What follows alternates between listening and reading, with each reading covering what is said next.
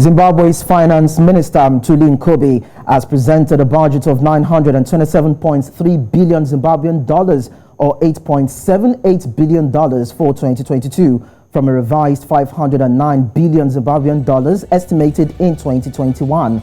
While giving the budget speech, the Finance Minister said Zimbabwe is targeting small budget deficits and a sharp drop in inflation in the coming years. Ncube said the aim was for a deficit of 1.5% of gross domestic product in 2022 and 1.7% of GDP in 2023, compared to a shortfall of 0.5% of GDP this year.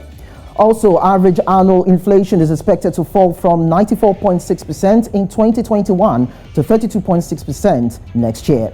Ncube added that the government is targeting 850.8 billion Zimbabwean dollars in revenue next year, up from an estimated revised 495.1 billion Zimbabwean dollars in 2021, and part of it will come from taxes, borrowing of $76.5 billion, and an additional drawdown from reserves known as special drawing rights.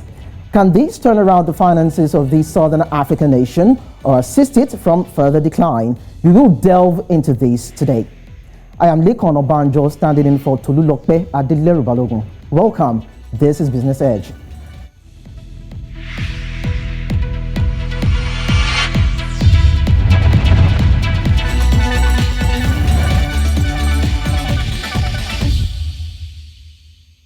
And joining me is President, Confederation of Zimbabwean Retailers, Denford, Mutashu. Good morning to you, Denford.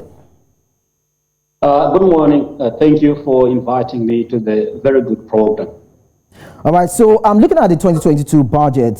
Is its projection potential enough to restoring investors' confidence in the Zimbabwean economy? Indeed, the budget was pro-poor because it contains quite a number of social safety nets interventions and of course, buttressing the ongoing infrastructural developments like the Emergency Road Rehabilitation Program. Of course, looking also at aligning the budget with the National Development Strategy 1, which is, of course, going to guide economic development in the country up to 2025. So, as business, we welcome the budget that was introduced. Even if you look at the allocations that were done to various ministries, like quite pertinent that the Ministry of Health and Child Care actually received, a whopping 117 billion Zimbabwean dollars. It is actually in line with the current developments that are taking place, especially in the health sector, and of course, in trying to fight the COVID pandemic, as we are, of course, looking towards the fourth wave, and the rehabilitation of various community hospitals, the rural hospitals and health centers and facilities, procurement of drugs and medicinal products is also very key to Zimbabwe. It's in the same line with the support towards the education sector, as well as the salaries for civil servants who are going to also get their bonuses in US dollars. All right, well, while giving the budget speech, the Finance Minister Ncube said the aim was for a deficit of 1.5% gross domestic product in 2022 and 1.7% GDP in 2023. But economists are now saying that this is quite impossible and unachievable, looking at the current realities that the country is faced with. What's your summation on that? Would you say that the country can actually achieve what is contained in the budget in terms of the deficit and all?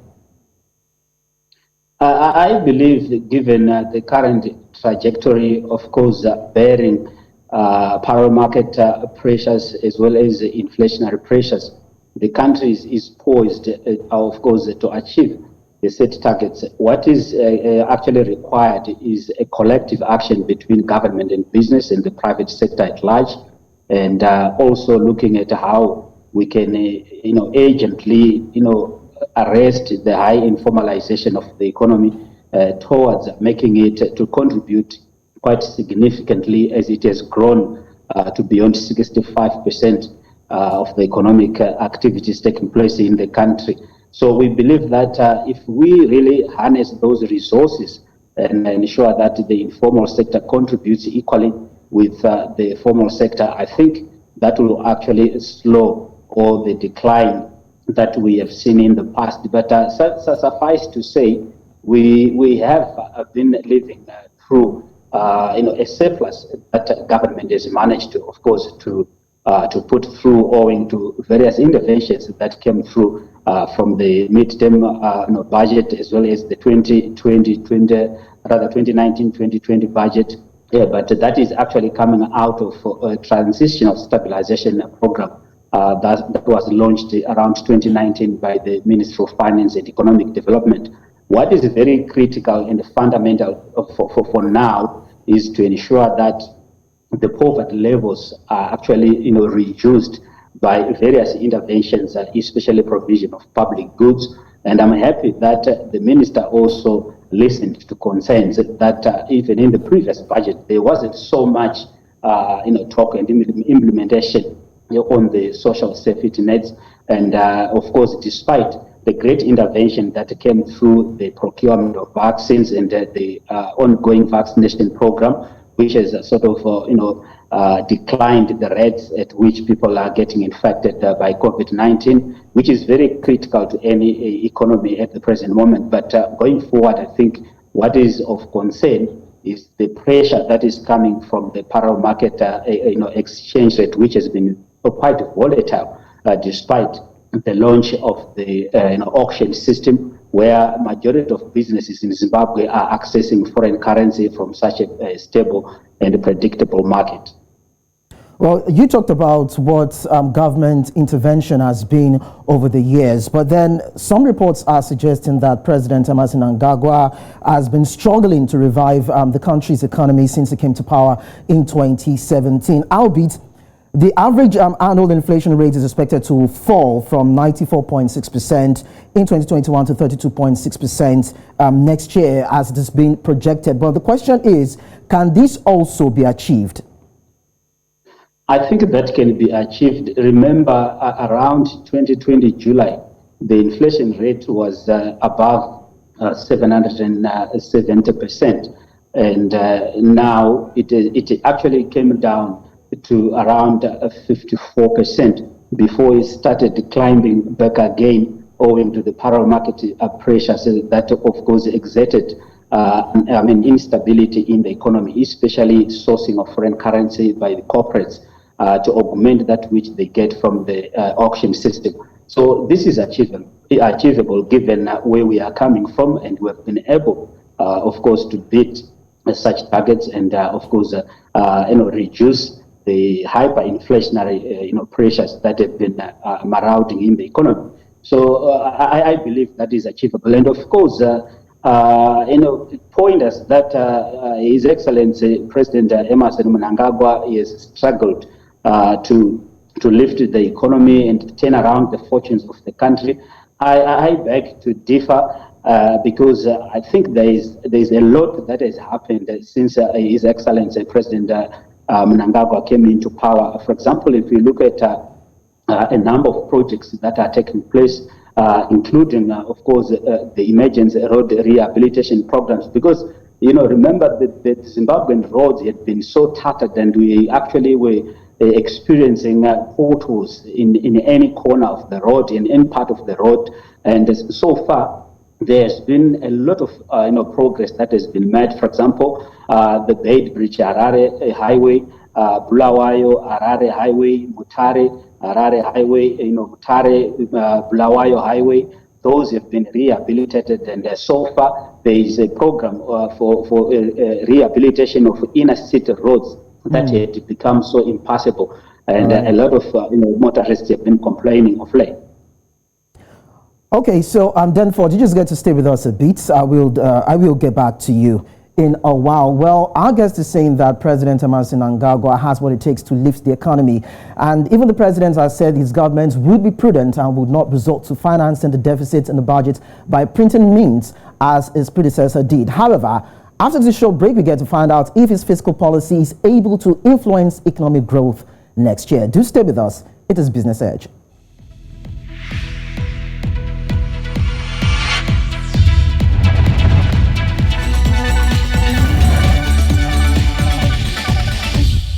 You're watching Business Edge, and still with me is Denford Mutashu, President, Confederation of Zimbabwean Retailers. And we have been considering the issue of Zimbabwe's 2022 budget and what hope it has for its citizens. Denford, thanks for staying with us.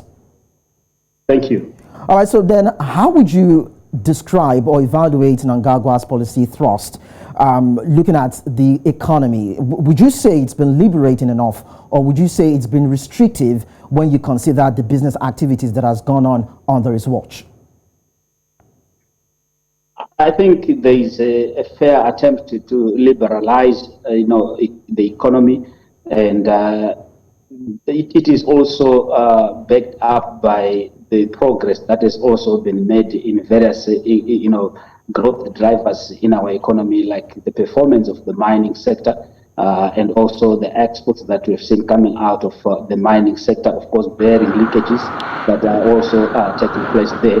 But if you also look at agriculture, we are an agro-based economy, and the Pfundudza program that was launched by the president last year has actually led to a lot of positives, and we, for the very first time in many years, Zimbabwe has got surplus grain and other small grains. So due to the good harvest and the good rains, remember we have actually been affected by incessant droughts over the years. But through the presidential input schemes and other innovations that have taken place in agriculture, Zimbabwe has harvested. And it is the same reason why agriculture has also been allocated a whopping 124 billion, because it is meant to buttress the gains that have already been made in the agricultural sector through various interventions like promoting mechanization and irrigation, as well as, of course,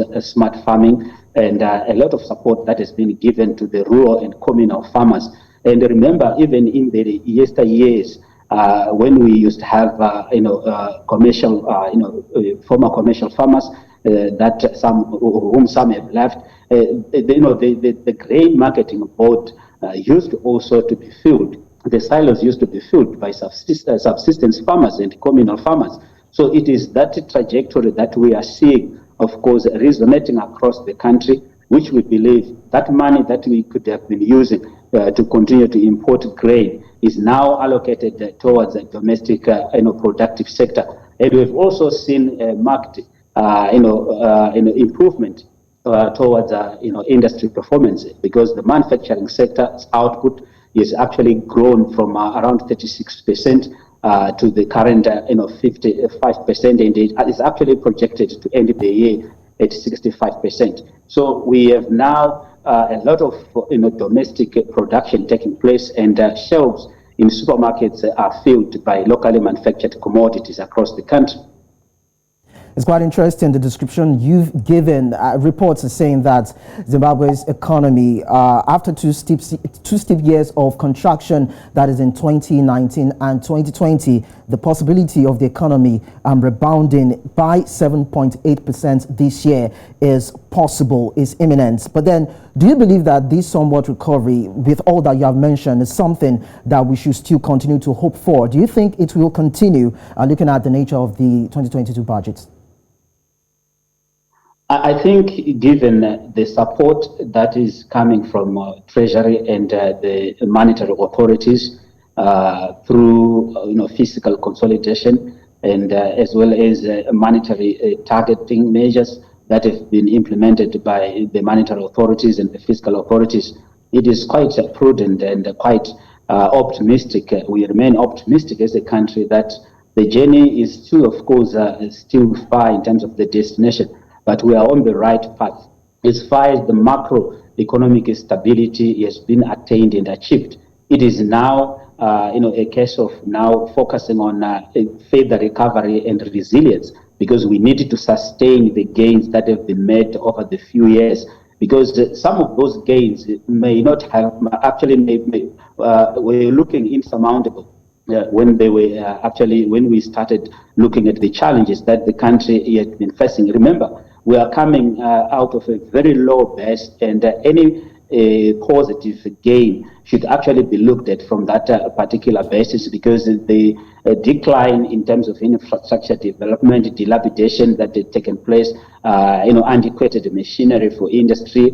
But if you look at the total imports, they are constituted by importation of capital goods, raw materials, and of course more essential commodities that are key to the country. So I think such quality of imports indicate a seriousness towards sustaining the economic growth that the country is actually currently enjoying, and of course projecting to grow to around 7.8%. So we are very optimistic as Zimbabwe that the country is in safe hands, and we are actually poised to grow. Of course, we are looking ahead to 2023. There's going to be a general elections, and what we are hopeful as business is that through the support that has been given to the Ministry of Home Affairs, I think around 50 billion, and of course, the Zimbabwe Defense, Ministry of Defense, around 60 billion. I think that will go towards capacitating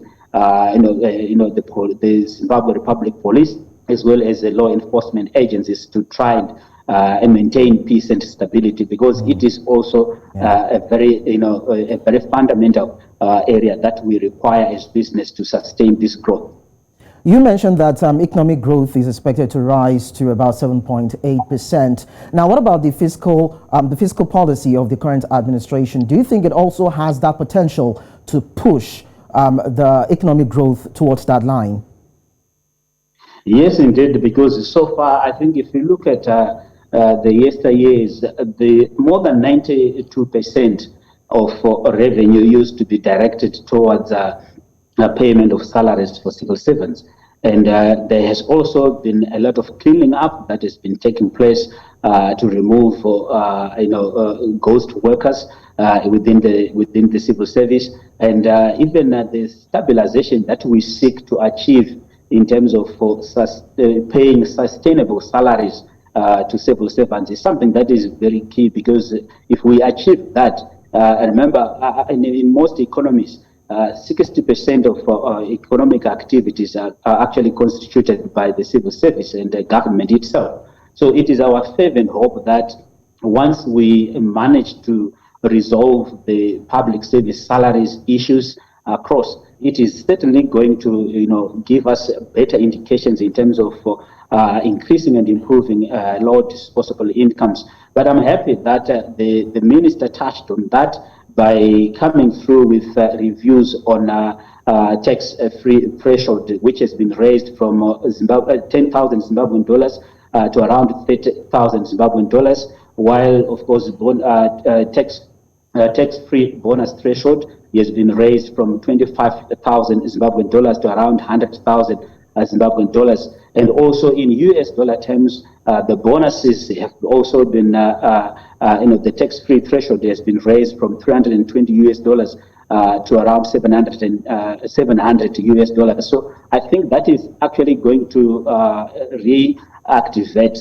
revitalize effective demand, which has been slowing down owing to low income levels by the majority. So while employees remain with something in their pockets, I think that will also sway their purchasing trends. And in doing so, it is actually going to boost productivity from the key productive sectors. Well, one of the thrusts of the current administration was to dollarize the Zimbabwean currency in 2019. That was meant to tackle hyperinflation. But then when you consider the Zimbabwean currency as of now is said to still be weak when you put it side by side with the US dollars. Now, do you think that was a wrong move in tackling inflation? You would recall that Mugabe during his time was said to have printed means to tackle hyperinflation. But then what is your own take as regards that? I think there are quite a number of challenges that we begin to see during a dollarization. For example, we were very low on competitiveness as a country as we compared ourselves with our regional peers in the SADC, COMESA, and even in the AU. So what we sought to do as a country was at least to introduce our own currency, of course, bearing a lot of other challenges that it may have faced, like issues of confidence and low acceptance in some quarters. But I think it benefits the productive sectors, especially the manufacturing sector, if we've got our own currency. Even the losing of the value, it's actually it's sweet news to manufacturers, because they want a weaker currency for them to be competitive.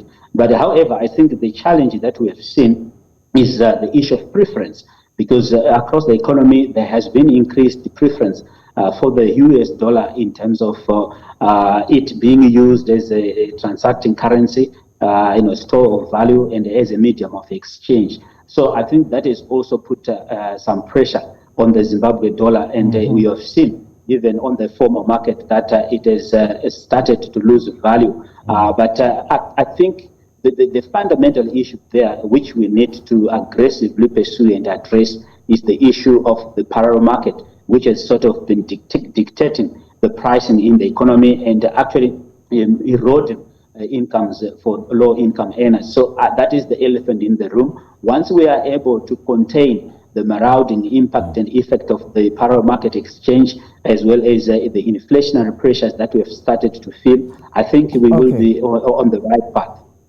All right. Well, one of the elephants in the room is the issue of the coronavirus pandemic and its impacts. But quickly, Denford, what measures or reforms do you think should be put in place to ensure price stability and, of course, improve the economy? Quickly, your take.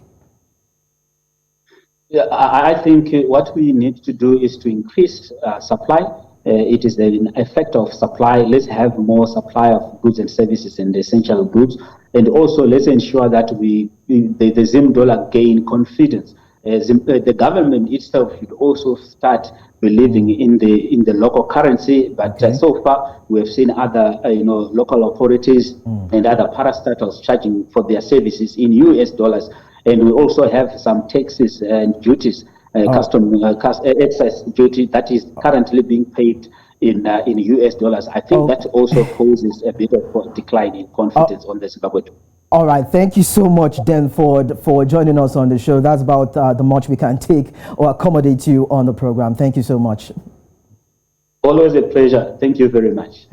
Well, Zimbabwe's economic situation will remain challenging in 2021, no doubt, but there seems to be room for modest recovery, as the 2022 budget suggests. This will, no doubt, be greatly determined by how well the provisions in the budget are implemented. Let's quickly run off on this break to return with NC4 to watch. Do stay with us.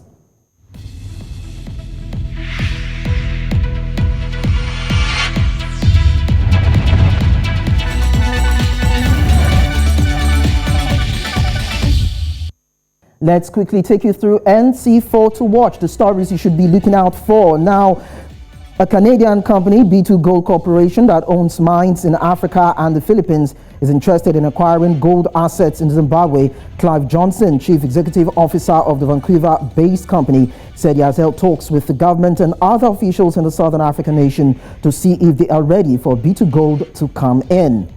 Africa's payments technology company Flutterwave has acquired Disha, a platform that enables digital creators to curate, sell digital content portfolios, and receive payments from their audience worldwide. Flutterwave's acquisition aims to improve the process of digital content creation for over 20,000 Disha users, enabling them to earn value for their creativity using the platform's new payouts and collections solution.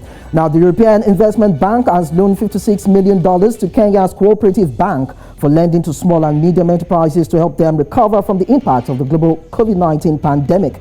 The long-term loan will be repayable in 7 years and will assist MSMEs fund the acquisition of tangible business assets, working capital, development of distribution networks, innovation, and business research. Finally, Ugandan State Minister for Lands, Housing and Urban Development, Mario Obiga Kania, has said that the issue of insecurity in the Karamoja sub-region can only be addressed by the massive establishment of multi-billion investments projects that will create jobs for many disgruntled Karimojong people.